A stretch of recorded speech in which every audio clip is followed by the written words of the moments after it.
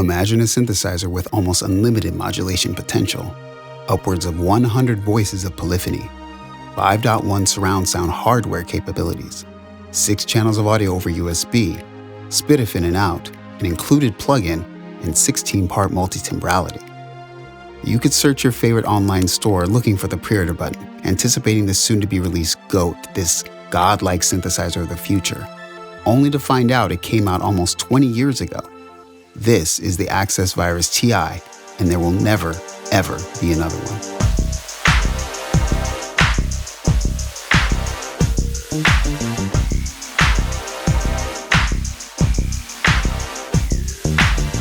On August 21st, 2023, a post on the virus.info forum read, Virus TI Polar and Darkstar removed from major music retailer catalogs and Kemper shop.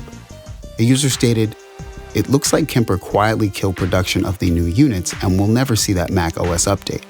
Then, on February 7, 2024, Amazon.de released an article entitled, "It's official, production of the Access Virus TI2 has been discontinued," stating, "As many people have already suspected it, Access mastermind Christoph Kemper has confirmed to us that the Access Virus TI2 has no longer been produced for a few months."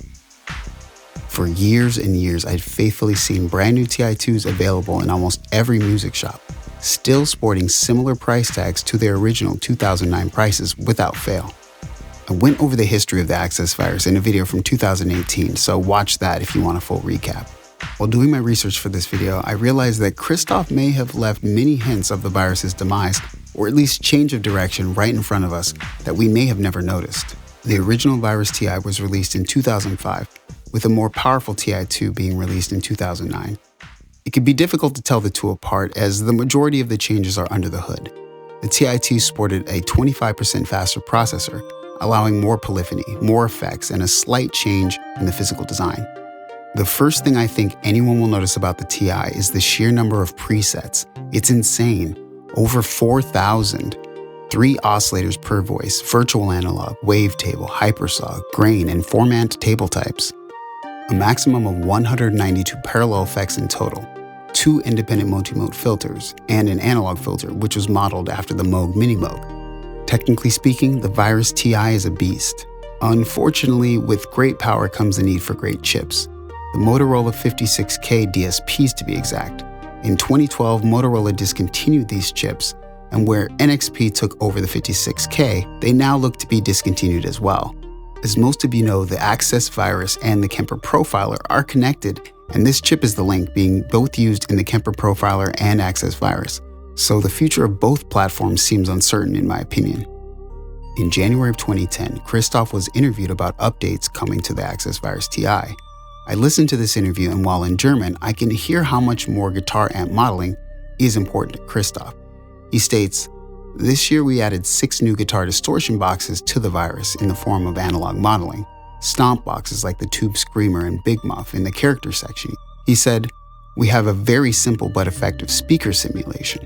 This was part of the breadcrumbs. The tide was turning from synthesizers to guitars, and the Kemper Profiler was debuted a year later at NAMM 2011. Another question I pondered was, are synthesizers actually getting weaker relative to the technology available today? When I look back, I can name so many digital synthesizers that are closer to the Access Virus than modern releases today. It's not pretty, but back in 2005, the Alesis Fusion was also released, and while I know nobody is clamoring for a reissue, it had sample playback, FM, virtual analog, and physical modeling, 32-part multi-timbrality, and up to 190 voices. It had SPDIF in and out, and even ADAT in and out, and 8 separate audio outputs. Manufactured until 2005, the Hartman Neuron sporting SPDIF in and out, 6 individual audio outputs, allowing hardware 5.1 capabilities, USB to PC connectivity for their own software called Model Maker, allowing you to create and explore with resynthesizing sound design. I'd say today that there are 3 definite digital synthesizers, all within different classes that keyboardists and synthesists look to as far as this era, and all for different reasons. The Waldorf Quantum, Yamaha Montage, and ASM Hydrosynth Deluxe Edition. I'm an owner of the Quantum, and while I think it's absolutely 100 times more visually pleasing to sound design with than the Virus, the ability to do this within a plugin would be invaluable. As well, the I/O capabilities in the hardware form on the Quantum are sorely lacking. Just a pair of outputs, so no 5.1, no digital I/O, and it's only 16 voices. It's 8 parts multi-timbral, but with 16 voices, that's not really impressive. The Yamaha Montage only has a pair of stereo outputs, no digital I/O, and while its capabilities are huge with 128 voices and 16-part multi-timbrality, and a beautiful screen, I wouldn't say it's better. It's different, and it comes 18 years later.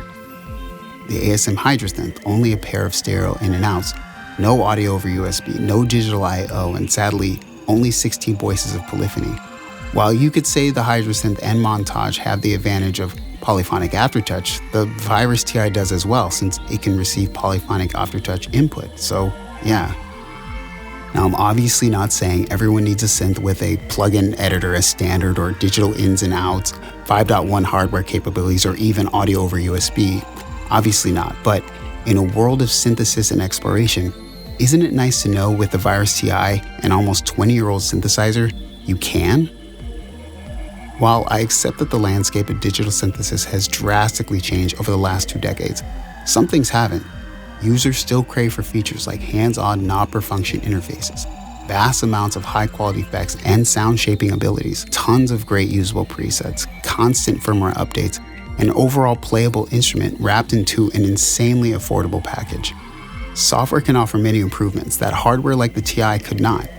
That said, even the best software synths have limitations, such as Arturia's own Pigments with only 32 voices of polyphony in 2024.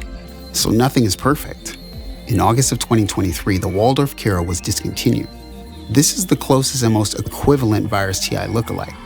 While starting off as the Exodus Valkyrie and morphing into Waldorf's Kyra, it was great to know that the creator, Manuel Caballero, was inspired by Christoph and the Virus, stating the Valkyrie would not exist without it. Even though it was released 15 years later, it could still not replace its predecessor's heritage. In a video I never released, I used the Kyra for about a half hour, and my opinions were mixed.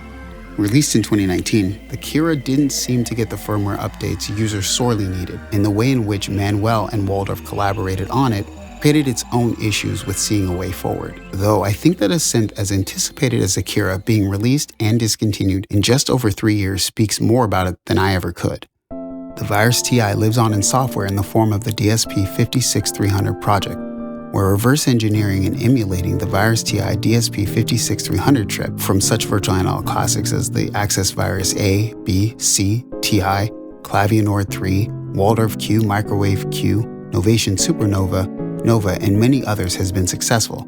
The DSP-56300 works by running a ROM file from the original code, and I personally think that it sounds fantastic. It's an open source project that brings us the purest forms of the Virus synthesizer, and best of all, it's free. While there has never been an update of the Virus TI software for Mac OS since 10.14 Mojave, it seems that the total experience can still be had on PC via Windows 10. For us Mac users though, we're out of luck, and this has been a major complaint of the community. Our Plugins fortunately has created an Access Virus editor and librarian designed to control all models of the Access Virus hardware synthesizer right from your DAW, and I'm looking forward to checking it out. That said, I'm a Mac user on OS Ventura 13.6, and the Virus TI still shows up just fine for audio over USB. I can even create an aggregate device, making Apple Silicon usable. The Access Virus TI was and is still 20 years later the pinnacle of digital hardware synthesizers. While after 2 decades you'd think it would lag behind its successors, but it does not. It still stands tall atop a heap of synthesizers that pale in comparison. The sound of it is subjective, but its capabilities are objectively head and shoulders above synthesizers that, even though they had the advantage of looking to what the TI-2 and Christoph had done, or even make a roadmap to go beyond it, they did not. Will there be a TI-3? Maybe, but creating a synth that will still be able to crush its competition for 20 years after its release in sound, features, and technology? Never again. Or maybe we just stay with that forever and do keyboards again. How about that? What do you say? I think that could work. You do keyboards again.